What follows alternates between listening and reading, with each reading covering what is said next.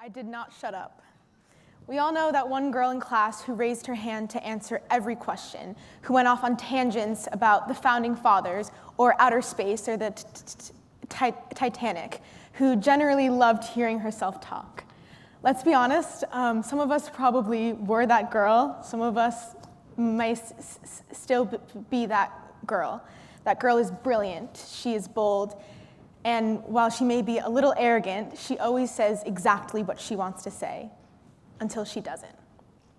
My name is Daniella Sapone, and I started stuttering when I was 10 years old.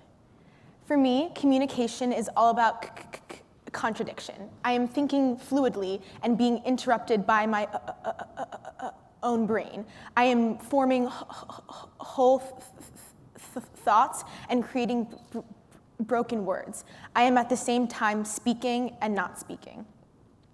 While I have a special relationship with it, communication is full of contradiction for all of us. We speed up our rate of speech and slow down our rate of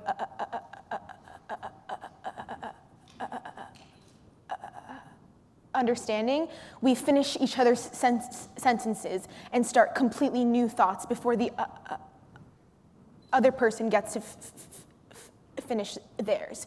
We hear each other, but we often fail to listen. While contradiction has built up my voice, it has broken down our collective voice. Think of a vaccine full of a special kind of the virus that it kills. Well, diverse voices carrying the right kind of contradictions have the power to cure us of our collective ailment. I am asking you today to reimagine the ways in which we define effective communication.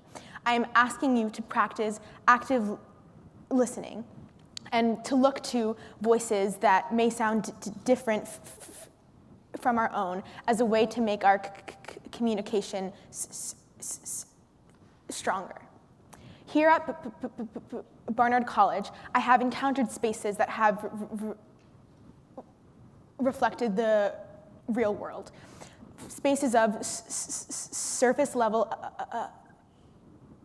understanding, of hearing but not listening. But I have also encountered a readiness to learn and to change. I was in a small seminar class a few semesters ago, and it was in the silent gaps in between my speech that I was able to hear another sound, the sound of my classmates typing on their keyboards. As I started to become more cognizant of this clacking on keyboards, I noticed that my peers weren't really listening to each other. They were able to multitask and respond to our classmates' points, but when it came time for me to speak, they weren't. My voice often requires a little bit extra attention to carry across silent syllables and to filter out repeated sounds from our understanding. My classmates weren't able to respond to my points because although they heard them, they weren't listening. But the classroom isn't the only space in which we can improve. I'm sure we wouldn't be surprised that the girl from the classroom who loved to hear herself speak also loves musical theater, and not just watching musicals, but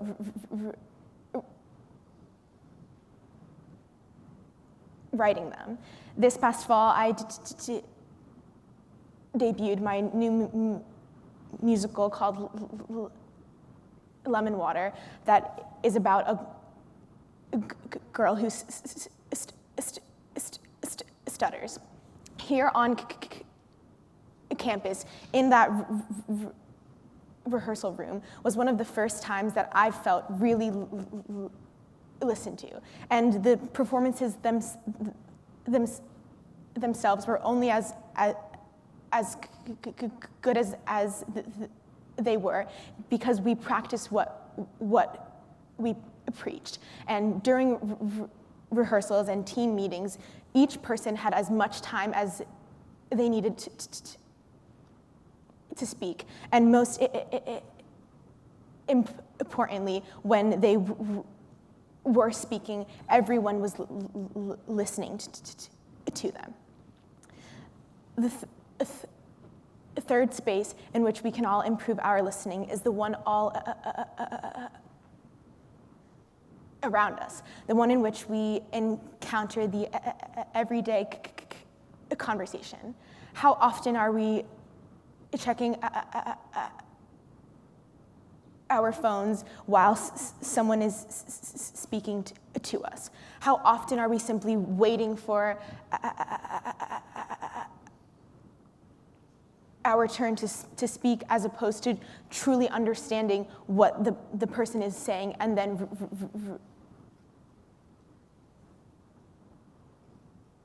responding to it? If each missed word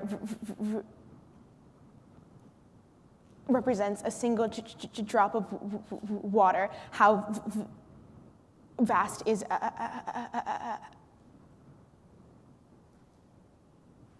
our ocean of misunderstanding. Our voices, in all of their beautiful and contradictory forms, deserve undivided attention and unfettered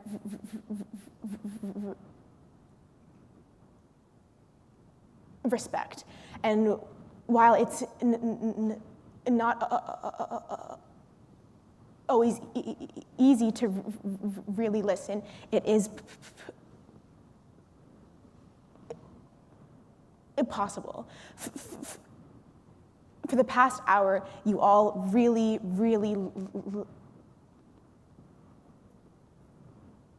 listened. You listened to Risa talk about cat thinking, and to Olivia